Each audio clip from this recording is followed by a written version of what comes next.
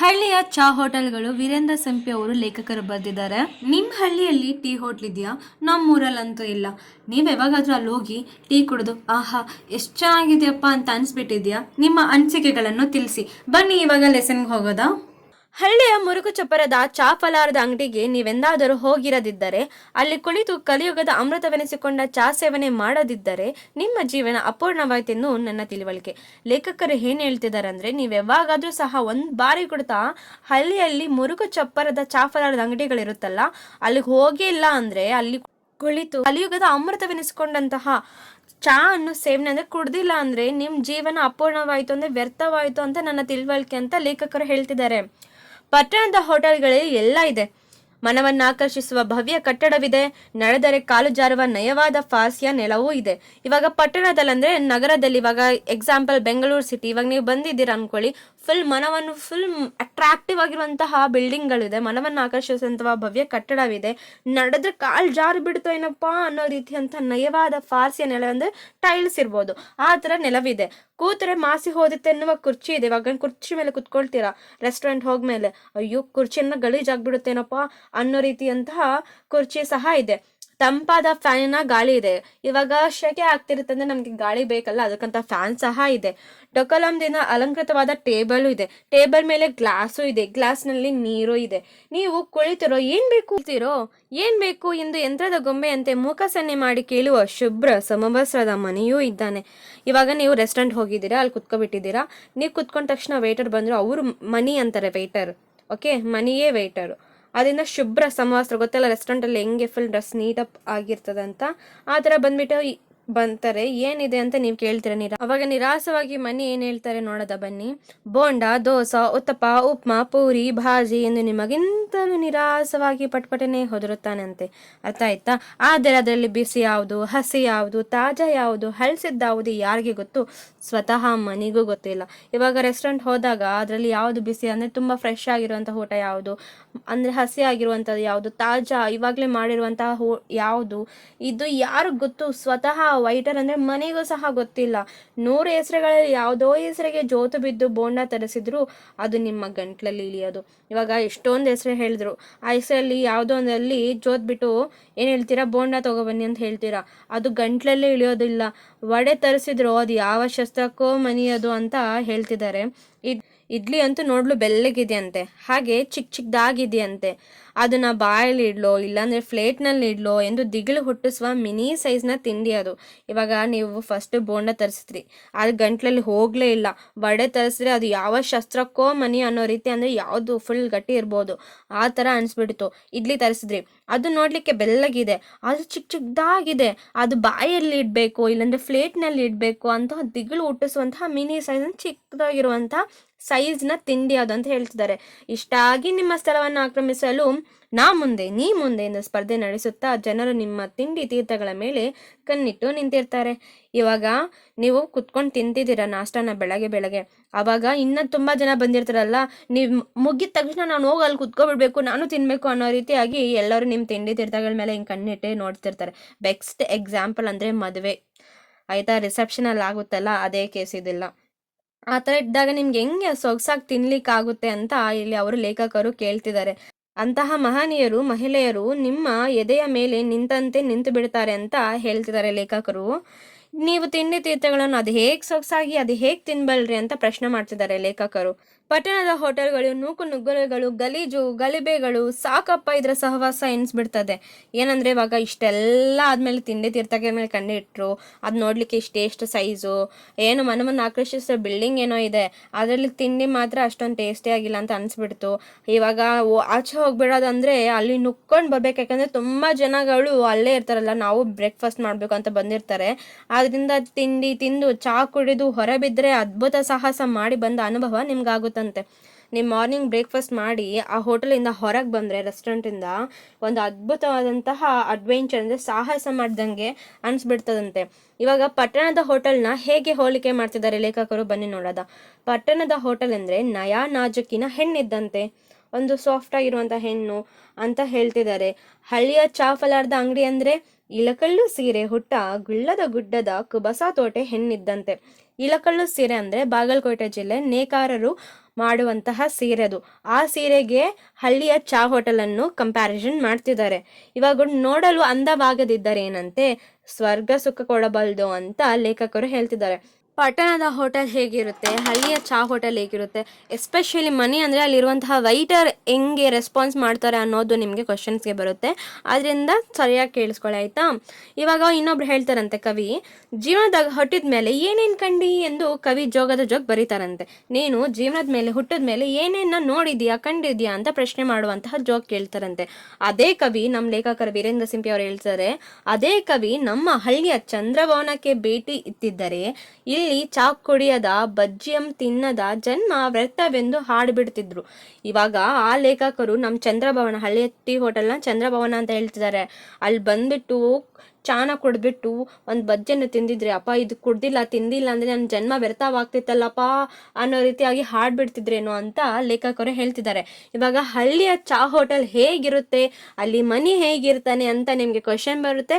ಇವಾಗ ಹಳ್ಳಿಯ ಚಾ ಹೋಟೆಲ್ ಬಗ್ಗೆ ನಾವು ಹೋಗೋದ ಬನ್ನಿ ನೋಡೋದ. ಹಳ್ಳಿಯ ಚಾಪಲಾರ್ದ ಅಂಗಡಿಯಲ್ಲಿ ಮುರುಕು ಬೆಂಚ್ ಇದೆ, ಅಂದ್ರೆ ಹಳೆ ಬೆಂಚ್ ಅಂತ ಅನ್ಬೋದು. ಮುರುಕು ಬೆಂಚ್ ಇದೆ, 3 ಕಾಲಿನ ಕುರ್ಚಿ ಇದೆ. ಇವಾಗ ಕುರ್ಚಿಗೆ 4 ಕಾಲು ಇರುತ್ತೆ, ಆದ್ರೆ ಇಲ್ಲಿ ಒಂದು ಕುರ್ಚಿಯಲ್ಲಿ 1 ಕಾಲು ಹೋಗಿದೆ ಅಂತ ಅಂದ್ರೆ ಒಂದು ಹೋಗ್ಬಿಟ್ಟಿರುವಂತಹ ಕುರ್ಚಿ ಇದೆ. ಆದ್ರೆ ನಮ್ಮೂರು ಚಂದ್ರಭವನದ ಮಲ್ಲನ್ನ ಸೋಸುವ ಚಾವನ್ನು ಇನ್ನಾವ ಚಂದ್ರಭವನದಲ್ಲಿ ಕಾಣುವಿರಿ. ಅಲ್ಲಿ ಹಳ್ಳಿ ಚಾ ಫಲಾರದ ಅಂಗಡಿಯಲ್ಲಿ ಮಲ್ಲನ್ ಅಂತ ಒಬ್ಬರಿದಾರಂತೆ. ಅವರು ಮಾಡುವಂತಹ ಚಾ ಇನ್ಯಾವ ಇಂದ್ರಭವನದಲ್ಲಿ ಮಾಡ್ಲಿಕ್ಕೆ ಆಗುತ್ತೆ.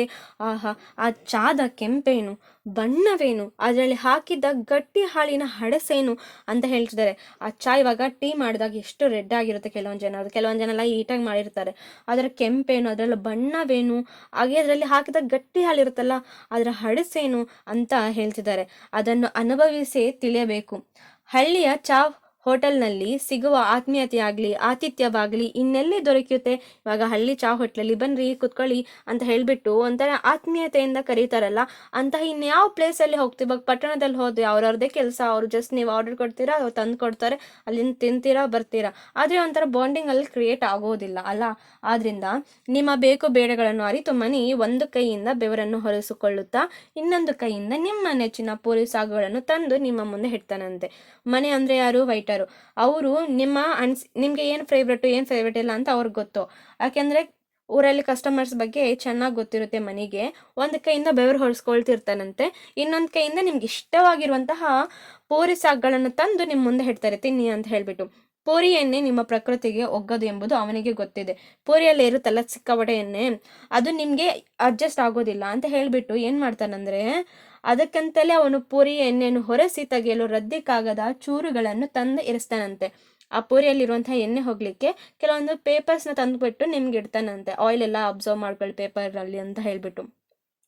ಯಾವ ಹೆಂಡತಿ ಇಂದಿನವರೆಗೂ ಈ ರೀತಿ ತನ್ನ ಗಂಡನ ಉಪಚಾರ ಮಾಡಿದ್ದಾಳೆ, ನನಗೆ ದಯವಿಟ್ಟು ತಿಳಿಸಿ ಅಂತ ಲೇಖಕರು ಪ್ರಶ್ನೆ ಮಾಡ್ತಿದ್ದಾರೆ. ಏನಂದ್ರೆ ಇವಾಗ ಲೇಖಕರು ಯಾವ ಹೆಂಡತಿ ಈ ರೀತಿ ಪೂರಿಯಲ್ಲಿ ಎಣ್ಣೆ ಇದೆ ಅದನ್ನ ಮಾಡಕ್ಕೆ ಪೇಪರ್ ತಗೊಳ್ಳಿ ಅಂತ ಹೇಳ್ಬಿಟ್ಟು ಕೊಟ್ಟಿದ್ದಾರೆ, ಈ ರೀತಿ ಯಾರು ಉಪಚಾರ ಮಾಡಿದ್ದಾರೆ ಅಂತ ಪ್ರಶ್ನೆ ಕೇಳ್ತಿದ್ದಾರೆ ಲೇಖಕರು, ದಯವಿಟ್ಟು ನಂಗೆ ತಿಳಿಸ್ಬಿಡಿ ಅಂತ. ಪೂರಿಯ ಪ್ಲೇಟನ್ನು ಸುರಿಸುತ್ತಲೇ ನೀವು ಕೇಳದೆ ಬಜ್ಜಿಯು ಬಂದು ನಿಮ್ಮೆದುರು ಕೂಡ್ತದಂತೆ. ನೀವನ್ನ ಕೇಳೇ ಇಲ್ಲ, ಬಜ್ಜಿ ಬಂದ್ಬಿಟ್ಟು ನಿಮ್ಮ ಮುಂದೆ ಬಂದ್ಬಿಟ್ಟು ಕೂಡ್ತದಂತೆ, ಅಂದ್ರೆ ನಿಮ್ಮ ಮುಂದೆ ಇಡ್ತಾರಂತೆ. ಹಾಗೆಯೇ ಒಳೆನೆಂದರೆ ನಡೆದಿತ್ತೆ. ಇಂದು ಸ್ಪೆಷಲ್ ಅವಲಕ್ಕಿ ಸೋಸಲು ಮಾಡಿದ್ದೇನೆ. ಅವಲಕ್ಕಿ ಸೋಸಲು ಅಂದ್ರೆ ಏನು? ಇವಾಗ ಹಿಂದಿಯಲ್ಲಿ ಹೇಳ್ತಲ್ಲ ಪೋಹ, ಇವಾಗ ನಾನು ಇಮೇಜ್ನಲ್ಲಿ ತೋರಿಸ್ತಿದ್ಯಲ್ಲ ಆ ಥರ ಸ್ಪೆಷಲ್ ಆಗಿ ಮಾಡಿದ್ದೀನಿ ನಿಮಗೋಸ್ಕರ ಅಂತ ತರಳೇನು ಕೇವಲ ನಿಮಗಾಗಿಯೇ ಎಂದು ಭ್ರಮೆ ಹುಟ್ಟುವಂತೆ ಕಿವಿಯಲ್ಲಿ ಬಂದು ಉಸಿರಿದಾಗ ನಿಮಗೆ ರೋಮಾಂಚನವಾಗದಿದ್ದಿತೆ. ಅಂದರೆ ಕಿವಿಯಲ್ಲಿ ಬಂದ್ಬಿಟ್ಟು ನಿಮಗೋಸ್ಕರನೇ ಇವತ್ತು ಸ್ಪೆಷಲ್ ಆಗಿ ಅವಲಕ್ಕಿ ಸೋಸಲ್ ಮಾಡಿಬಿಟ್ಟಿದ್ದೀನಿ, ತರಲ ಕೇವಲ ನಿಮಗಾಗಿ ಅಂತ ಭ್ರಮೆ ಹುಟ್ಟುವಂತೆ ಕಿವಿಯಲ್ಲಿ ಯಾರಾದರೂ ಬಂದು ಹೇಳಿದ್ರೆ ನಿಮಗೆ ರೋಮಾಂಚನ ಆಗೋದಿಲ್ವೇನು ಅಂತ ಪ್ರಶ್ನೆ ಕೇಳ್ತಿದ್ದಾರೆ ಲೇಖಕರು. ಇಲ್ಲಿ 2 ಕಾಲುಗಳನ್ನು ಬೆಂಚ್ನ ಮೇಲಿರಿಸಿ ಹೊಟ್ಟೆರಾಯನ ಸೇವೆಯನ್ನು ಮಾಡಿದ ನೀವು ಪ್ಲೇಟ್ನಲ್ಲಿ ಕೈ ತೊಳೆದು ನಂತರ ಕೈಯನ್ನು ಹೊರಿಸ್ಕೊಂಡು ಅಥವಾ ಬಿಟ್ಟು ಅಬ್ಬಾ ಎಂದು ತೃಪ್ತಿಯ ತೇಗನ್ನು ಹೊಡೆಯುತ್ತಾ ಬರ್ಬೋದಾಚೆ. ಇವಾಗ ಏನಂದ್ರೆ ಎಲ್ಲ ತಿಂದಾಯ್ತು, ಪೂರಿ ತಿಂದ್ರಿ, ಬಜ್ಜಿ ತಿಂದ್ರಿ, ಅದಾದ್ಮೇಲೆ ಅವಲಕ್ಕಿ ಸೋಸಲು ತಿಂದು ನಿಮ್ಮ ಹೊಟ್ಟೆ ರಾಯನಿಗೆ ಫುಲ್ ಸೇವೆ ಮಾಡ್ದಂಗೆ ಆಯ್ತು. ಅದು ತುಂಬ ಚೆನ್ನಾಗಿತ್ತು, ಅಲ್ಲೇ ಕೈ ತೊಳೆದ್ರಿ, ಹೊರಗೆ ಬಂದ್ಬಿಟ್ಟು ಆಹಾ ಎಷ್ಟು ಚೆನ್ನಾಗಿದೆ ಅಂತ ಹಬ್ಬ ಅಂತ ತೇಗ್ ಬರುತ್ತಲ್ಲ ಆ ತೇಗನ್ನು ಹೊಡೆಯುತ್ತಾ ಎಷ್ಟು ಚೆನ್ನಾಗಿದೆ ಅಂತ ಹೇಳ್ತಿದ್ದೀರಾ. ಎಂಜನ್ ಹೊಗೆಯುವಂತೆ ಬೀಡಿ ಹೊಗೆಯನ್ನು ಬೀಳುತ್ತಾ ಕೆಮ್ಮುತ್ತಾ ತಾಸುಗಟ್ಟಲೆ ಅಲ್ಲಿ ಕೊಡಬಹುದಂತೆ. ಅಲ್ಲಿ ಸಿಕ್ಕಾಪಟ್ಟೆ ಬೀಡಿ ಅದೆಲ್ಲ ಕೊಡ್ತಿರ್ತಾರಲ್ಲ ಹಳ್ಳಿಯ ಚಾ ಫಲಾರದ ಅಂಗಡಿಯಲ್ಲಿ ಇರುವಂತಹ ಒಂದು ವಾತಾವರಣ ನೀವು ಊಹೆ ಮಾಡ್ಕೋಬೇಕು. ಇವಾಗ ನಿಮಗೆ ಯಾರಾದರೂ ಅಲ್ಲಿಂದ ಏಳೆನ್ನುವರೆ ಛೇ ಎಂದಿಗೂ ಇಲ್ಲ. ಇವಾಗ ನೀವು ಕೂತಿರ್ತೀರಾ, ಎದ್ದೋಳಪ್ಪ ಅಂತ ಯಾರಾದರೂ ಹೇಳ್ತಾರ, ಛೇ ಎಂದಿಗೂ ಇಲ್ಲ ಅಂತ ಲೇಖಕರು ಹೇಳ್ತದೆ.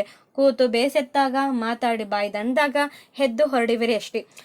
ಕೂತ್ಬಿಟ್ಟು ಸಾಕಾಯ್ತಪ್ಪ, ಹಾಗೆ ಮಾತಾಡ್ಬಿಟ್ಟು ನಮ್ಮ ಬಾಯೆಲ್ಲ ದಂಡೋಗ್ಬಿಟ್ಟಿದೆ, ಅಂದರೆ ತುಂಬ ಮಾತಾಡ್ಬಿಟ್ಟಿದ್ದೀನಿ ಇವತ್ತಿಗೆ ಸಾಕು ಅಂತ ಹೇಳ್ಬಿಟ್ಟು ನೀವೇ ಅಲ್ಲಿಂದ ಎದ್ದೋಗ್ಬೇಕಷ್ಟು. ಯಾರು ನಿಮ್ಮ ಅಲ್ಲಿಂದ ಹೋಗಿ ಅಂತ ಹೇಳೋದಂತೂ ಯಾರೂ ಇಲ್ಲ. ನೀವು ತಿನ್ನೋದಕ್ಕೆ ಹಣ ಕೊಡಬೇಕಾಗಿಲ್ಲ, ನಾವು ತಿಂದಿದ್ದಕ್ಕೆ ಹಣ ಕೊಡಬೇಕಿಲ್ಲ. ಎಂತಹ ಸೌಲಭ್ಯ ಇದೆ ಅಂತ ನೀವು ಕೇಳಿರ್ಬೋದು ಅಲ್ಲ. ಇದಕ್ಕೆಲ್ಲ ಪುಕ್ಕಟೆಯೇ ಅಂತ ನೀವು ಪ್ರಶ್ನೆ ಕೊಡ್ತಾ ಕೇಳಬಹುದು. ಇಲ್ಲ, ಇದಕ್ಕೇನುವರು ಉದ್ರೆ ಕೌಂಟರ್ನ ಮುಂದೆ ನಿಂತು ನನ್ನ ಹೆಸರಲ್ಲಿ ಹಚ್ರಿ ಎಂದು ಹೇಳಿದ್ರೆ ಸಾಕು. ಇವಾಗ ಕೌಂಟರ್ ಇರುತ್ತಲ್ಲ, ಅಮೌಂಟ್ ಪೇ ಮಾಡುವಂತಹ ಕೌಂಟರು, ಅಲ್ಲೋಗ್ಬಿಟ್ಟು ನನ್ನ ಹೆಸರಲ್ಲಿ ಹಚ್ರ ಅಂದರೆ ಒಂದು ಚೀಟಿಯಲ್ಲಿ ಬರ್ಕೊಳ್ಳಿ, ನಾನು ಮುಂದೆ ಕಟ್ತೀನಿ ಅನ್ನೋ ರೀತಿಯಾಗಿ ಹಚ್ಚುವುದೆಂದರೆ ಹಳ್ಳಿ ಫಲಾರದ ಅಂಗಡಿಯ ಮಾಲೀಕರ ಕರ್ಮ. ಈ ಥರ ಯಾವಾಗಲೂ ಬರೀ ಅಂತ ಎಲ್ಲರೂ ತುಂಬ ಜನ ಹೇಳ್ತಿರ್ತಾರಲ್ಲ, ಆ ಹಳ್ಳಿಯ ಫಲಾರದ ಅಂಗಡಿಯ ಮಾಲಕರ ಕರ್ಮ ಅಂತ ಹೇಳ್ತಿದ್ದಾರೆ. ಸೊಗ್ಗಿಗೊಮ್ಮೆ 4 ಚೀಲ ಜೋಳ ತಂದು ಹೋಟೆಲ್ಗೆ ಹಚ್ಚಿದ್ರೆ ಸಾಕು, ಬಾಕಿ ಚುಕ್ತ ಆಯಿತು. ಇವಾಗ ಸುಗ್ಗಿ ಕಾಲ ಬರುತ್ತಲ್ಲ, ಅವಾಗ 4 ಚೀಲ ಜೋಳದ ಮೂಟೆಗಳನ್ನು ಎತ್ಕೊಬಂದು ಇಲ್ಲಿ ಕೊಟ್ಟರೆ ಸಾಕು, ಒಂದು ನಮ್ಮದು ಎಲ್ಲ ಏನು ಸಾಲ ಇರುತ್ತೆ ಚಾ ಫಲಾರದ ಅಂಗಡಿಯಲ್ಲೆಲ್ಲ ತೀರುತ್ತಂತ ಅರ್ಥ ಆಯಿತು. ವರ್ಷದವರೆಗೆ ಪೂರಿ ಬಜ್ಜಿಗಳನ್ನು ತಿನ್ನುತ್ತಾ ಹೊರಸುದ್ದಿಯನ್ನು ಮಾತಾಡ್ತಾ ಎದುರಿಗೆಲ್ಲರಾದವನನ್ನು ಗೇಲಿ ಮಾಡ್ತಾ ಹೊತ್ತನ್ನು ಕಳೆಯಬಹುದು. ಇವಾಗ ಚುಕ್ತ ಆಯಿತು, ನಮ್ಮದು ಬಾಕಿ ಏನೇನಿತ್ತೋ ಎಲ್ಲ ಚುಕ್ತ ಆಯಿತು. ಅಲ್ಲಿವರೆಗೂ ಪೂರಿ ಬಜ್ಜಿಗಳನ್ನು ತಿನ್ನುತ್ತಾ ಊರಲ್ಲಿ ಏನೇನು ನಡೀತಿದೆಯಪ್ಪ ಅಂತ ಎಲ್ಲ ವಿಷಯಗಳನ್ನು ತಿಳ್ಕೊಳ್ತಾ, ಎದುರಿಗೆ ಯಾರಾದರೂ ಬಂದರೆ ಅವ್ರನ್ನ ಗೇಲಿ ಮಾಡ್ಕೊಳ್ತಾ ಹಾಗೇ ಟೈಮ್ ಪಾಸ್ ಮಾಡ್ಬೋದು, ಹೊತ್ತನ್ನು ಕಳಿಬೋದು ಅಂತ ಹೇಳ್ತಿದ್ದಾರೆ. ಇವಾಗ ಇಂಗ್ಲೆಂಡ್ನಲ್ಲಿ ಪ್ರತಿಯೊಂದು ಹಳ್ಳಿಯಲ್ಲಿ ಕ್ರಿಕೆಟ್ ಗ್ರೌಂಡ್ ಹಾಗೂ ಚರ್ಚ್ ಇವೆ ಎಂದು ಹೇಳ್ತಾರೆ. ಇವಾಗ ಇಂಗ್ಲೆಂಡ್ ಗೊತ್ತಲ್ಲ, ಬ್ರಿಟಿಷ್ ಇರ್ತಾರಲ್ಲ, ಅಲ್ಲಿ ಏನಂದರೆ ಪ್ರತಿ ಹಳ್ಳಿಯಲ್ಲೂ ಒಂದು ಕ್ರಿಕೆಟ್ ಗ್ರೌಂಡ್ ಇದ್ಬಿಡ್ತದಂತೆ. ಅದೇ ರೀತಿಯಾಗಿ ಚರ್ಚ್ ಸಹ ಇದೆ ಅಂತೆ. ಅನ್ಯ ಜೀವಿಗಳಾದ ನಮ್ಮ ದೇಶದ ಸಂಪ್ರದಾಯಿಕರ ಗುಡಿಗಳು ಇವೆ, ಸಂಪ್ರದಾಯವಂತಹ ಗುಡಿಗಳು ಇದೆ ನಮ್ಮ ದೇಶದಲ್ಲಿ. ಹೋಟೆಲ್ ಎಂಬ ಆಧುನಿಕ ಗುಡಿಗಳು ಇವೆ ಅಂತೆ ನಮ್ಮ ದೇಶದಲ್ಲಿ. ಇವಾಗ ಒಳಗೆ ಬಾ ತಲೆಬಿಗನೆ, ಇಲ್ಲಿ ಅದು ಹೋಟೆಲ್ ಅಲ್ಲ, ನಿನ್ನ ಜಿಹ್ವಾ ಚಪ್ಲದ ತಣಿಸುವ ಅಪ್ಸರ ಮಂದಿರ ಅಂತ ಲೇಖಕರು ಹೇಳ್ತಿದ್ದಾರೆ. ಇವಾಗ ಹಳ್ಳಿ ಚಾ ಫಲಾರದ ಅಂಗಡಿಯಲ್ಲಿ ಯಾರ್ಯಾರು ಇರ್ತಾರೆ ಅಂತ ನೋಡೋದ ಬನ್ನಿ. ಹಳ್ಳಿಯ ಹೋಟೆಲ್ ಅಂದರೆ ಏನೆಂದು ತಿಳಿದಿದ್ದೀರಾ ಸ್ವಾಮಿ? ಅದೊಂದು ಸಾರ್ವಜನಿಕರ ಕೂಟ, ರಸಿಕರ ಹುಂಡಾಳಿಗಳ ನಿವಾಸ, ತರುಣರ ಕ್ಲಬ್, ಗೃಹಸ್ಥರ ವಿಶ್ರಮ ಗೃಹ, ವೃದ್ಧರ ಬಾಯಿ ಚಪಲ ತಣಿಸುವ ಅಕ್ಷಯ ಪಾತ್ರೆ, ಅನಕ್ಷರ ಪಾರ್ಲಿಮೆಂಟ್, ಸರ್ವ ವಯಸ್ಸಿನ ಸರ್ವ ಅಭಿರುಚಿ ಹವ್ಯಾಸಗಳ ಸರ್ವ ಉದ್ಯೋಗಗಳ ಸರ್ವ ಜಾತಿಗಳ ಜನರಿಗೆ ಇಲ್ಲಿ ಸಮನಾದ ಸ್ಥಾನವಿದೆ. ಇವಾಗ ಅರ್ಥ ಏನು ಹೇಳೋದ ಬನ್ನಿ. ಸಾರ್ವಜನಿಕರ ಕೂಟ ಅಂದರೆ ಎಲ್ಲರೂ ಇರುವಂತಹ ಒಂದು ಪ್ರದೇಶ. ರಸಿಕರ ಹೊಂದಾಡಿಗಳ ನಿವಾಸ ಅಂದರೆ ಗೊತ್ತಲ್ಲ, ಟೈಮ್ ಪಾಸ್ ಮಾಡುವಂತಹ ರಸಿಕರು ಇರ್ತಾರಂತ, ಅವ್ರದ್ದು ನಿವಾಸ ಅಂದರೆ ಮನೆ ಇದ್ದಂಗೆ. ತರುಣರ ಕ್ಲಬ್, ಇವಾಗ ಯಂಗ್ ಪೀಪಲ್ಗೆ ಒಂದು ಕ್ಲಬ್ ಇರೋ ರೀತಿ. ಗೃಹಸ್ಥರ ವಿಶ್ರಮ ಗೃಹ, ಇವಾಗ ಮದುವೆ ಆಗಿರುವಂತಹ ಗೃಹಸ್ಥರು ಇರ್ತಾರಲ್ಲ, ವಿಶ್ರಮ ಗೃಹ, ಅವ್ರಿಗೆ ಒಂಥರ ರೆಸ್ಟ್ ಮಾಡುವಂತಹ ಪ್ಲೇಸು. ವೃದ್ಧರ ಬಾಯಿ ಚಪಲ ತಣಿಸುವ ಅಕ್ಷಯ ಪಾತ್ರೆ, ವೃದ್ಧರಂದರೆ ಪಾಪ ಮಾತಾಡ್ಲಿಕ್ಕೆ ಯಾರೂ ಇರೋದೇ ಇಲ್ಲ ಮನೆಯಲ್ಲಿ. ಅಂತಹ ಜನರಿಗೆ ಹಳ್ಳಿ ಚಾ ಫಲಾರದ ಅಂಗಡಿಯಲ್ಲಿ ಎಷ್ಟು ಅಕ್ಷಯ ಪಾತ್ರೆ ಅಂದರೆ, ನಾವು ಇವಾಗ ಅದರಲ್ಲಿ ಅನ್ನ ಇಕ್ಕಿದ್ರೆ ಅದು ಬರ್ತಾನೆ ಇರುತ್ತಲ್ಲ, ತಿಂತಾನೆ ಇರ್ತೇವಲ್ಲ, ಆ ರೀತಿಯಾಗಿ ಎಷ್ಟೊಂದು ಜನ ಇರ್ತಾರೆ, ಅದು ಅಕ್ಷಯ ಪಾತ್ರೆ ಇದ್ದಂತೆ. ಅನಕ್ಷರ ಪಾರ್ಲಿಮೆಂಟ್ ಅಂದರೆ ಓದು ಬರಹ ಬರದೇ ಇರೋರು ಇರ್ತಾರಲ್ಲ, ಅವ್ರಿಗೆ ಒಂದು ರೀತಿ ಪಾರ್ಲಿಮೆಂಟ್ ಇದ್ದ ಹಾಗೆ. ಸರ್ವ ವಯಸ್ಸಿನಂದ್ರೆ ಎಲ್ಲ ವಯಸ್ಸಿನ, ಚಿಕ್ಕವರಿಂದ ಹಿಡಿದು ದೊಡ್ಡವರಿಂದ ಎಲ್ಲವುದು. ಸರ್ವ ಅಭಿರುಚಿ ಹವ್ಯಾಸಗಳಂದರೆ ಎಲ್ಲ ರೀತಿಯಂಥ ಹ್ಯಾಬಿಟ್ಸು, ಆದ ರೀತಿಯಾಗಿ. ಸರ್ವ ಉದ್ಯೋಗದಂದರೆ ಎಲ್ಲ ಉದ್ಯೋಗದವರು. ಸರ್ವ ಜಾತಿಗಳಂದರೆ ಗೊತ್ತಲ್ಲ, ಸಮಾನಾದ ಸ್ಥಾನವಿದೆ ಅಂತ ಹಳ್ಳಿ ಚಾ ಫಲಾರದ ಅಂಗಡಿಯಲ್ಲಿ ಅಂತೆ. ಇವಾಗ ಹಳ್ಳಿಗಳಲ್ಲಿ ಸಮಾನತೆಯ ಬೀಜವನ್ನು ಬಿತ್ತು ಬೆಳೆದ ಸಂಸ್ಥೆ ಅಂದರೆ ಚಾ ಫಲಾರದ ಅಂಗಡಿಯೇ ಆಗಿದೆ. ನಿಮಗೆ ಅಂದರೆ ಹಳ್ಳಿಯ ಚಾ ಫಲಾರದ ಅಂಗಡಿಯಲ್ಲಿ ಎಲ್ಲರೂ ಸಮಾನರು, ಈಕ್ವಲ್ಲು ಅಂತ ಹೇಳ್ತಿದ್ದಾರೆ. ವಿಶ್ರಾಂತಿಯ ಸ್ಥಳವೂ ಇದೆ, ಶಕ್ತಿ ಗಳಿಸುವ ಸ್ಥಳವೂ ಇದೆ, ರೆಸ್ಟ್ ಮಾಡುವಂತಹ ಪ್ಲೇಸು ಇದೆ, ಹಾಗೆ ಎನರ್ಜಿ ತರುವಂತಹ ಪ್ಲೇಸು ಸಹ ಇದೆ. ಭಾವೈಕ್ಯತೆ ಎಂದು ಬಾಯಿ ಬಡ್ಕೊಂಡು ಭಾವೈಕ್ಯತೆ ಹುಟ್ಟೋದು.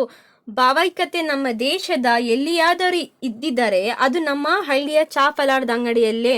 ಇವಾಗ ಏನಂದರೆ ಭಾವೈಕ್ಯತೆ ಅಂದರೆ ಏನು, ಎಲ್ಲರೂ ಈಕ್ವಲ್ ಅನ್ನೋ ರೀತಿಯಾಗಿ ಹೇಳ್ತಾರಲ್ಲ, ಭಾವೈಕ್ಯತೆ, ಎಲ್ಲರೂ ಸಮಾನರು, ಅದು ಇದು ಅಂತ ಹೇಳ್ತಾರಲ್ಲ, ಅದು ಎಲ್ಲಿ ಕಾಣುತ್ತೆ ನಮ್ಮ ದೇಶದಲ್ಲಿ? ಎಲ್ಲಾದರೂ ಇದ್ದಿದ್ರೆ ಅದು ನಮ್ಮ ಹಳ್ಳಿಯ ಚಾ ಫಲಾರದ ಅಂಗಡಿಯಲ್ಲಿ ಅಂತ ಹೇಳ್ತಿದ್ದಾರೆ.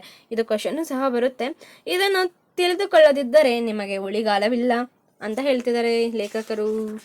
ನೆಕ್ಸ್ಟ್, ಇಲ್ಲಿ ಬರುವ ಜನರು ವೈಶಿಷ್ಟ್ಯವಂತರು ಬಲ್ಲಿರಾ. ಇಲ್ಲಿ ಬರುವಂತಹ ಜನರು ತುಂಬಾ ವೈಶಿಷ್ಟ್ಯ ಅಂದ್ರೆ ಡಿಫ್ರೆಂಟ್ ಆಗಿರ್ತಾರೆ, ಒಂಥರ ಯೂನಿಕ್ ಆಗಿರ್ತಾರೆ. ನಿಮ್ಗೆ ಗೊತ್ತಾ ಅಂತ ಪ್ರಶ್ನೆ ಕೇಳ್ತಿದ್ದಾರೆ ಯಾರು ಲೇಖಕರು. ಮುಂಜಾನೆ ಚಾ ಬೀಳದೆ ಪ್ರಾರ್ಥವಿಧಿ ತೀರಿಸ್ಕೊಳ್ಳಕ್ಕಾಗದ ಜನ ತಮ್ಮಿಗೆ ತಗೊಂಡು ಬಾಯಲಿಗೆ ಹೋಗೋ ಮೊದಲು ಇಲ್ಲಿಗೆ ಬರ್ತಾರಂತೆ. ಅರ್ಥ ಆಯ್ತಾ? ಮುಂಜಾನೆ ಅಂದ್ರೆ ಬೆಳಗ್ಗೆ ಟೈಮಲ್ಲಿ ಅರ್ಲಿ ಮಾರ್ನಿಂಗ್ ಇರುತ್ತಲ್ಲ, ಅವಾಗ ಎಲ್ಲರೂ ತಮ್ಮಿಗೆ ಇಟ್ಕೊಂಡು ಬಾಯಲಿಗೆ ಹೋಗುವ ಮೊದಲು ಇಲ್ಲಿಗೆ ಬಂದ್ಬಿಡ್ತಾರಂತೆ.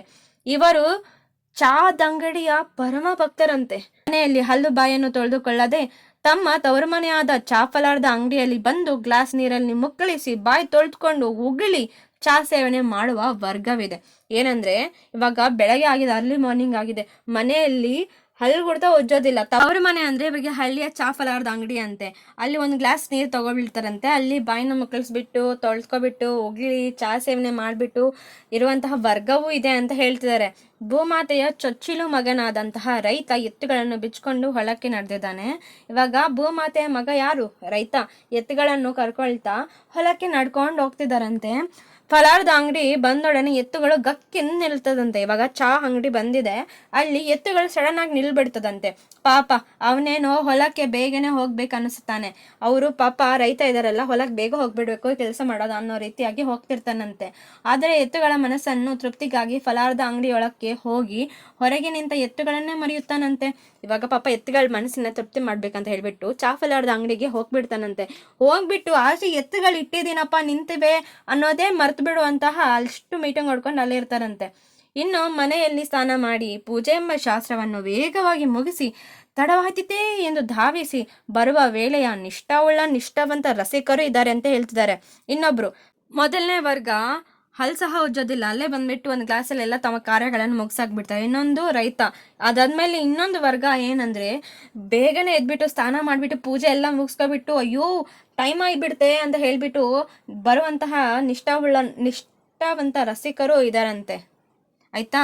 ಹೊಟ್ಟಿ ಬಂದ ಬಳಿಕ ತಿನ್ನುವುದು, ಚೆನ್ನಾಗಿ ತಿನ್ನುವುದು, ಇದನ್ನೇ ತಮ್ಮ ಜೀವನದ ಧ್ಯೇಯವನ್ನಾಗಿ ಮಾಡಿಕೊಂಡು ಹೆಂಡರು ಮಕ್ಕಳು ಸತ್ತರೆ ಸಾಯ್ಲಿ ಅಂದು ಅವರವರ ಕರ್ಮ ನಾನೇನ್ ಮಾಡ್ಲಿಕ್ಕಾಗುತ್ತದೆ ಅಂತ ಹೇಳ್ತಾರೆ. ಏನಂದ್ರೆ ಇವಾಗ ಹುಟ್ಟಿರೋದೇನಕ್ಕೆ? ತಿನ್ಲಿಕ್ಕೆ.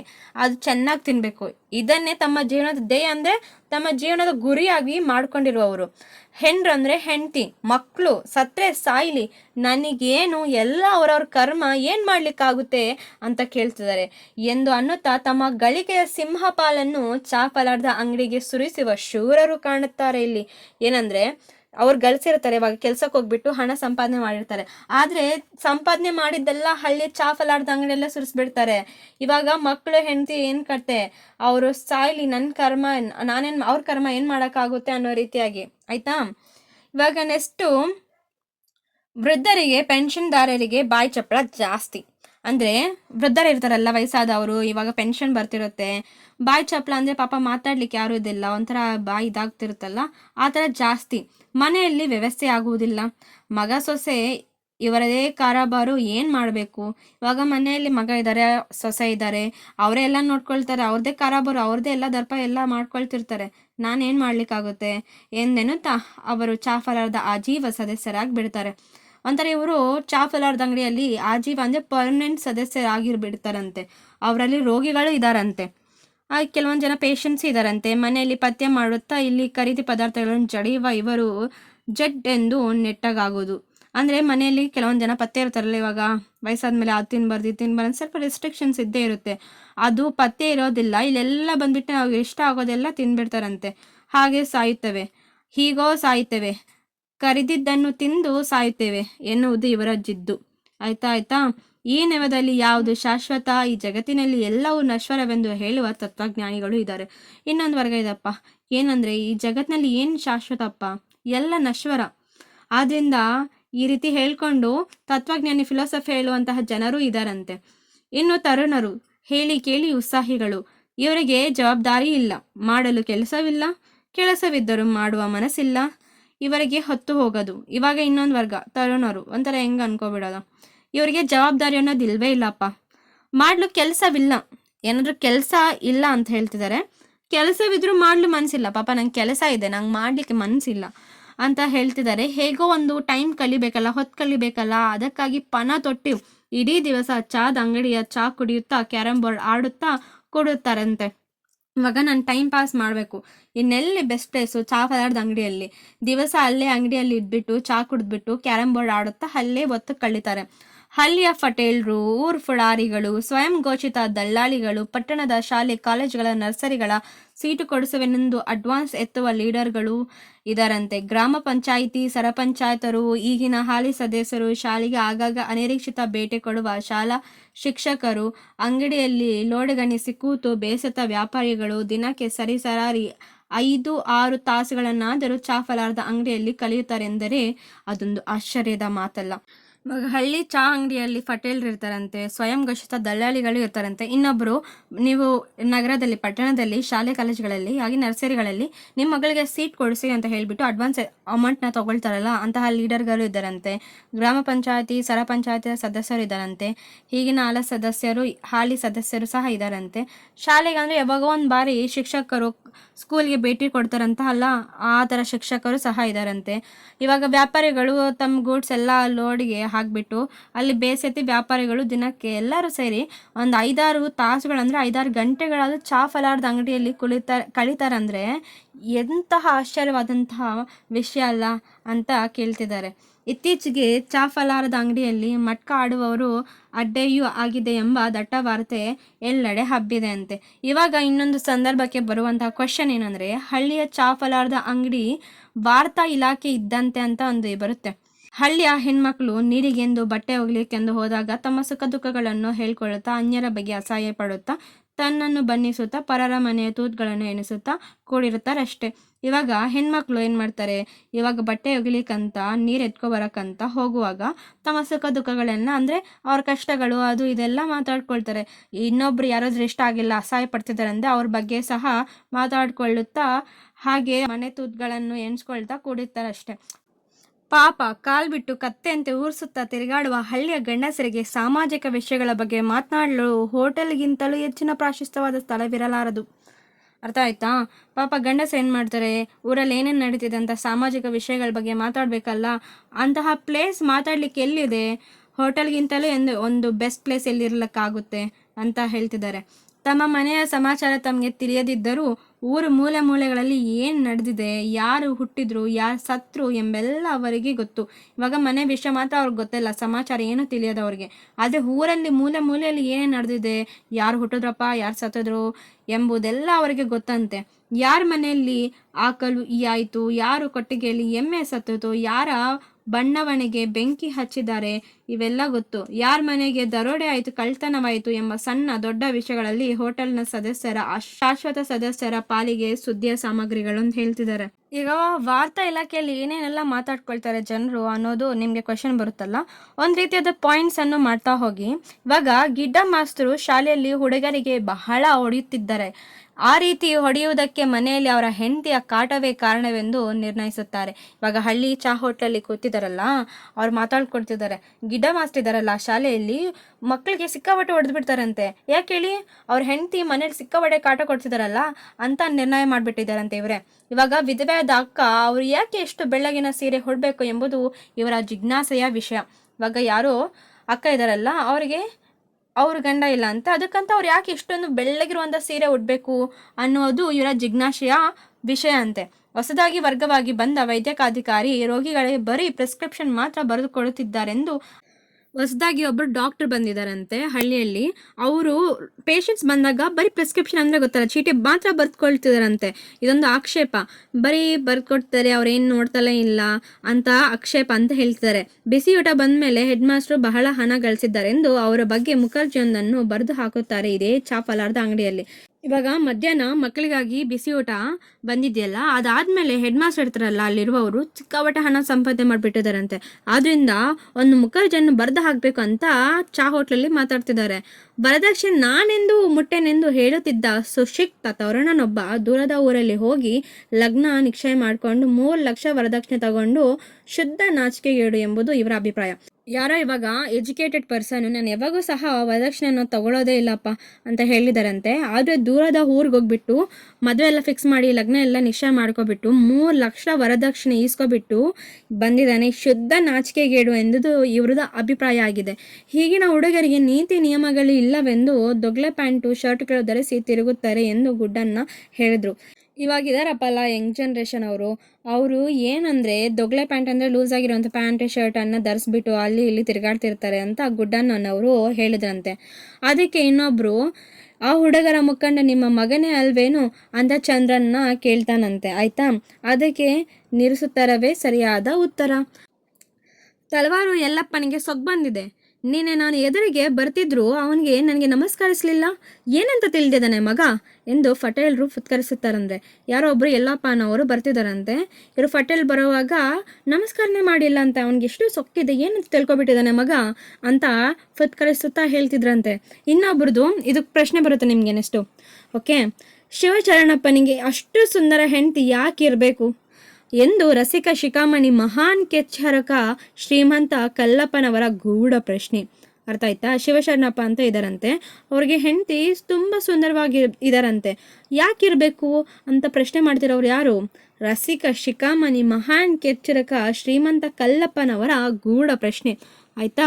ಹೀಗೆ ತಮ್ಮ ಹೊಟ್ಟೆ ಕಿಚ್ಚು, ಸಿಟ್ಟು, ದರ್ಪ, ಧಕ್ಕೆಗೊಂಡ ಗರ್ವ, ಅಳುಲುಗಳಿಗೆ ಇದೇ ಚಹಾ ಹೋಟೆಲ್ಗಳು ಅರ್ಥಾತ್ ಹಳ್ಳಿಯ ಪಾರ್ಲಿಮೆಂಟ್ನಲ್ಲಿ ಅಭಿವ್ಯಕ್ತಿ ಎನ್ನುತ್ತಾರೆ. ಇವಾಗ ಅರ್ಥ ಆಯ್ತಾ? ತಮ್ಮಲ್ಲಿರುವಂತಹ ಹೊಟ್ಟೆ ಕಿಚ್ಚಾಗಿರ್ಬೋದು, ಸಿಟ್ಟಾಗಿರ್ಬೋದು, ಕೋಪ, ಅಸೂಯೆ, ಈ ಗರ್ವ ಎಲ್ಲಗಳನ್ನು ಈ ಚಹಾ ಹೋಟೆಲ್ಗಳಲ್ಲಿ ಅರ್ಥಾತ್ ಪಾರ್ಲಿಮೆಂಟ್ನಲ್ಲೇ ವ್ಯಕ್ತಪಡಿಸ್ತಾರೆ, ಅಂದರೆ ಹೇಳ್ಕೊಳ್ತಾರೆ ಅಂತ ಹೇಳ್ತಿದ್ದಾರೆ. ದೇಶ ವಿದೇಶ ಸುದ್ದಿಗಳಿಗೆ ಇಲ್ಲಿ ಪ್ರಾಶಸ್ತ್ಯ ಉಂಟು. ಏನಂದರೆ ಈ ಲೋಕಲ್ ಸುದ್ದಿಗಳಿಗಿರುವ ಮಹತ್ವ ಹೊರಗಿನ ಸುದ್ದಿಗಳಿಗೆ ಇರುವುದಿಲ್ಲ. ಇವಾಗ ಲೋಕಲ್ ಅಂದರೆ ನಮ್ಮ ಹಳ್ಳಿಯಲ್ಲಿ ಏನೇನು ನಡೀತಿದೆ ಅದನ್ನು ಮಾತ್ರ ಮಾತಾಡ್ಕೊಳ್ತೀವಿ. ಇವಾಗ ದೇಶ ವಿದೇಶದಲ್ಲಿ ಏನೇನು ಆಗ್ತಿರುತ್ತೆ ನಮ್ಗೆ ಏನಾದರೂ ಬೇಕಾ, ಯಾಕೆ ಮಾತಾಡ್ಕೊಳ್ತೀವಿ? ಅದಕ್ಕೆಲ್ಲ ಪ್ರಾಶಸ್ತ್ಯವಿಲ್ಲ, ಅಂದರೆ ಅದಕ್ಕೆಲ್ಲ ಇಂಪಾರ್ಟೆನ್ಸ್ ಇಲ್ಲ ಅಂತ ಹೇಳ್ತಿದ್ದಾರೆ. ಪಟ್ಟಣಗಳಲ್ಲಿ ಇವಾಗ ಯಾರಾದರೂ ಹೋಗಿರ್ತಾರಲ್ಲ, ಅಲ್ಲಿ ಹೋಗ್ಬಿಟ್ಟು ಪಟ್ಟಣದಲ್ಲಿ ಹೇಗಿರ್ತಾರೆ ಅಂತ ವರ್ಣನೆ ಮಾಡ್ತಾರಲ್ಲ, ಅಂತಹ ಗುಂಪು ಇವಾಗ ಮಾತಾಡ್ಕೊಳ್ತಿದ್ದಾರೆ. ಬನ್ನಿ ಕೇಳೋದ. ಆಯಿತಾ? ಪಟ್ಟಣಗಳಲ್ಲಿ ನೋಡಿ ಬಂದು ಅದ್ಭುತ ದೃಶ್ಯಗಳನ್ನು ವರ್ಣಿಸುವ ಸುದ್ದಿಯ ಸೂರಪ್ಪನವರಿಗೆ ಹಳ್ಳಿಯ ಹೋಟೆಲ್ನಲ್ಲಿ ಸ್ಥಾನವಿದೆ ಅಂತೆ. ಸೂರಪ್ಪನವರಿಗೆ ಹಳ್ಳಿಯಲ್ಲಿ ಸ್ಥಾನವಿದೆ, ಹಳ್ಳಿ ಚಾಫಲರದ ಅಂಗಡಿಯಲ್ಲಿ. ಆ ಜನ್ಮ ಬ್ರಹ್ಮಚಾರಿ ಹನುಮಾನ್ ಭಕ್ತ ಭರಮನ್ನ ತಾನು ಪಟ್ಟಣಕ್ಕೆ ಹೋದಾಗ ಶೋರೂಮ್ನ ಎದುರಿಗೆ ನಿಲ್ಲಿಸಿದ್ದ ಹೆಣ್ಗೊಂಬೆಯನ್ನು ಎವೆ ಇಕ್ಕಿ ನೋಡಿ ಬಂದು, ಏನು ಹೆಣ್ಣಪ್ಪ ಅದು, ಕೈ ತೊಳೆದು ಮುಟ್ಬೇಕು ಅದನ್ನ ಎಂದು ಬಾಯಿ ಚಪ್ಪರಿಸುತ್ತಾ ಹೇಳಿದ್ದುಂಟು. ಇವಾಗ ಆ ಜನ್ಮ ಬ್ರಹ್ಮಚಾರ್ಯದಂಥ ಹನುಮಾನ್ ಭಕ್ತರಾಗಿರುವಂತಹ ಬಾರಮಣ್ಣ ಅವರು ಪಟ್ಟಣಕ್ಕೆ ಒಂದು ಬಾರಿ ಹೋಗಿದ್ರಂತೆ. ಅಲ್ಲಿ ಶೋರೂಮ್ನಲ್ಲಿ ಎದುರಿಗೆ ಇವಾಗ ನಿಲ್ಸಿರ್ತಾರಲ್ಲ ಡ್ರೆಸ್ಸು, ಅದ್ಯಾವುದು ಹೊಸದು ಬಂದಿದ್ರೆ ಶೋರೂಮ್ ಗೊಂಬೆಗೆ ಹಾಕ್ಬಿಟ್ಟು ಆಚೆ ನಿಲ್ಸಿರ್ತಾರೆ. ಅದನ್ನ ನೋಡಿದಾಗ ಎವೆಗೆ ನೋಡ್ಬಿಟ್ರಂತೆ, ಏನು ಹೆಣ್ಣಪ್ಪ ಅದು, ಅದನ್ನು ಮುಟ್ಬೇಕಂದ್ರೆ ಕೈ ತೊಳಿಬೇಕು ಅಂತ ಬಾಯಿ ಚಪ್ಪರಿಸುತ್ತಾ ಹೇಳಿದ್ದುಂಟಂತೆ. ಇದನ್ನು ಕೇಳಿದ ಇನ್ನೊಬ್ಬ ಭೂಪ ನಗರದ ರೋಡ್ನಲ್ಲಿ ಹೊರಟಾಗ ಇನ್ನೊಬ್ರು ಫಸ್ಟ್ ಬಾರಮ್ಮಣ್ಣ ಶೋರೂಮ್ ಕತೆ ಹೇಳಿದ್ರ. ಇವಾಗ ಭೂಪ ಅಂತ ಇದ್ದಾರಲ್ಲ, ಅವರು ನಗರದ ರೋಡಿನಲ್ಲಿ ಏನಾಯ್ತು ಅಂತ ಇವಾಗ ವಿಷಯ ಹೇಳ್ತಿದ್ದಾರೆ. ಬನ್ನಿ ನೋಡೋದ. ಸೈಕಲ್ ಮೇಲೆ ಪ್ಯಾಂಟು ಬುಷ್ ಶರ್ಟು ಧರಿಸಿ ಆಫೀಸ್ಗೆ ಹೊರಟ ಹೆಣ್ಣನ್ನು ತರುಬಿ, ಯಜಮಾನ ನಮ್ಮ ಸಾವುಕಾರ ಶಂಕರಪ್ಪನವರ ಮನೆ ಎಲ್ಲಿದೆ ಅಂತ ಕೇಳಿದ್ದೇನೆಂದು ಅವಳು ಸ್ಟುಪೈಡ್ ಎಂದು ಬೈದು ಹೋದದ್ದನ್ನು ಕತೆ ಮಾಡಿ ಇದೇ ನಮ್ಮ ಚಂದ್ರಭವನದಲ್ಲಿ ಹೇಳಿದ್ದನ್ನು ನಾನು ಕಿವಿಯಾರ ಕೇಳಿದ್ದೇನೆ ಅಂತ ಹೇಳ್ತಿದ್ದಾರೆ. ಇನ್ನೊಬ್ರು ಭೂಪ ನಗರದಲ್ಲಿ ಹೋದಾಗ ಅಲ್ಲಿ ಸೈಕಲ್ ಮೇಲೆ ಒಬ್ರು ಪ್ಯಾಂಟು ಬುಷ್ ಶರ್ಟ್ ಅಂತ ಧರಿಸ್ಕೊಬಿಟ್ಟು ಹೆಣ್ಣು ಆಫೀಸ್ಗೆ ಹೋಗ್ತಿರ್ತಾರೆ. ಅವ್ರೇನು ಅನ್ಕೊಬಿಟ್ಟಿದ್ದಾರೆ, ಅವರು ಮೇಲಂದ್ರೆ ಹುಡುಗ ಅನ್ಕೊಬಿಟ್ಟು ಯಜಮಾನ ಅಂತ ಕೇಳ್ತಿದ್ದಾರೆ. ನಮ್ಮ ಸಾವುಕಾರರು ಶಂಕರಪ್ಪ ಇದ್ದಾರಲ್ಲ, ಅವ್ರ ಮನೆ ಎಲ್ಲಿದೆ ನಿಮ್ಗೆ ಗೊತ್ತಾ ಅಂತ ಕೇಳಿದ್ರಂತೆ. ಅವರು ಎಸ್ಟೋಪೇಡ್ ಅಂತ ಹೇಳ್ಬಿಟ್ಟು ಬೈದ್ಬಿಟ್ಟು ಹೋದ್ರಂತೆ. ಇದೇ ಕತೆ ಮಾಡಿಬಿಟ್ಟು ನಮ್ಮ ಚಂದ್ರಭವನದಲ್ಲಿ ಹೇಳಿದ್ದು ಈ ಲೇಖಕರಿದಾರಲ್ಲ ಅವ್ರು ಕಿವಿಯಾರೆ ಕೇಳಿಸ್ಕೊಂಡಿದ್ರಂತೆ. ಅದೇ ಭೂಪ ಮುಂದುವರಿಸುತ್ತಾ, ಪಟ್ಟಣದಲ್ಲಿ ಈಗ ಗಂಡು ಹೆಣ್ಣುಗಳಿಗೆ ಯಾವ ಅಂತರವೂ ಇಲ್ಲವೆಂದು, ಗಂಡು ಹೆಣ್ಣಾಗ್ತಿದೆ, ಹೆಣ್ಣು ಗಂಡಾಗುತ್ತಿದೆ ಎಂದು ಬುರುಡೆ ಬಿಟ್ರೆ. ಆಯ್ತಾ. ಇವಾಗ ಮಾಡರ್ನೈಸೇಷನ್ ಇದೆ, ಇವಾಗ ಡ್ರೆಸ್ ಸ್ಟೈಲ್ ಎಲ್ಲ ಎಕ್ಸ್ಚೇಂಜು, ವೆಸ್ಟರ್ನ್ ಕಲ್ಚರ್ ಇಂಟ್ರಡ್ಯೂಸು, ಹೆಣ್ಣು ಗಂಡು ಅನ್ನೋ ವ್ಯತ್ಯಾಸ ಏನಿಲ್ಲ ಬುರುಡೆ ಬಿಟ್ರೆ ಅಂತ ಹೇಳ್ತಿದ್ದಾರೆ. ಇವಾಗ ಹಳ್ಳಿಯ ಹೋಟೆಲ್ಗಳಲ್ಲಿ ನವನೀತೆ ಹೇಗೆ ಗಾಳಿ ಹಬ್ಬಿದೆ ಅಂತ ನಿಮಗೆ ಇನ್ನೊಂದು ಪ್ರಶ್ನೆ ಬರುತ್ತೆ. ಹಳ್ಳಿಯ ಹೋಟೆಲ್ನಲ್ಲಿ ಈಗ ಸಿನಿಮಾ ದೇವತೆಗಳ ದರ್ಶನವೂ ಆಗ್ತಿದೆ. ಇವಾಗ ನೀವು ಟೀ ಹೋಟ್ಲಲ್ಲಿ ಕೂತಿದ್ದೀರಾ ಅಂದರೆ ಇವಾಗ ಕೆಲವೊಂದು ಫೋಟೋಸ್ಗಳೆಲ್ಲ ಟೀ ಹೋಟೆಲಲ್ಲಿ ಎತ್ತದಲ್ಲ. ಇವಾಗ ಹಳ್ಳಿಯ ಚಾ ಫಲಾರದ ಅಂಗಡಿಯಲ್ಲಿ ಇವಾಗ ಅದ್ರ ಬಗ್ಗೆ ಮಾತಾಡ್ತಿದ್ದೀವಿ. ಬನ್ನಿ. ಒಂದು ಕಡೆ ತಿರುಪತಿ ವೆಂಕಟೇಶ್ವರನ ಫೋಟೋ ನೇತಾಡ್ತಿದ್ರೆ, ಇವಾಗ ತಿರುಪತಿ ವೆಂಕಟೇಶ್ವರ ಸ್ವಾಮಿದು ಫೋಟೋ ಒಂದು ಕಡೆ ನೇತಾಡ್ತಿದೆಯಂತೆ. ಇನ್ನೊಂದು ಕಡೆ ಐಶ್ವರ್ಯ ರಾಯ್, ಹೇಮಮಾಲಿನಿ, ಧರ್ಮೇಂದ್ರ, ಕ್ಯಾಲೆಂಡರ್ಗಳು ಶೋಭಿಸ್ತದೆ, ಹೀರೋಯಿನ್ಸ್ದೆಲ್ಲ ಕ್ಯಾಲೆಂಡರ್ಸ್ಗಳು ಇರ್ತದಲ್ಲ ಅದು ಕಡ್ತಾ ಶೋಭಿಸ್ತಿದೆ ಅಂದರೆ ಕಾಣಿಸ್ತಿದೆ ಚೆನ್ನಾಗಿ ಅಂತ. ಅಷ್ಟರ ಮಟ್ಟಿಗೆ ನವನೀತಿಯ ಗಾಳಿ ಹಳ್ಳಿಯ ಚಾಫಲಾರದ ಅಂಗಡಿಯಲ್ಲಿ ಬೀಸಿದೆ ಅಂತ ಹೇಳ್ತಿದ್ದಾರೆ. ಇವಾಗ 20 ವರ್ಷಗಳ ಹಿಂದೆ ಗ್ರಾಮಫೋನ್ನ ರೆಕಾರ್ಡ್ಗಳು ಜನರನ್ನು ತಣಿಸುತ್ತಿದ್ದಂತೆ. 20 ವರ್ಷಗಳ ಹಿಂದೆ ಗ್ರಾಮಫೋನ್ ಇರುತ್ತಲ್ಲ, ಆ ರೆಕಾರ್ಡ್ಗಳಲ್ಲಿ ಜನರೆಲ್ಲ ತುಂಬ ಚೆನ್ನಾಗಿ ಕೇಳಿಸ್ಕೊಳ್ತಿದ್ರಂತೆ.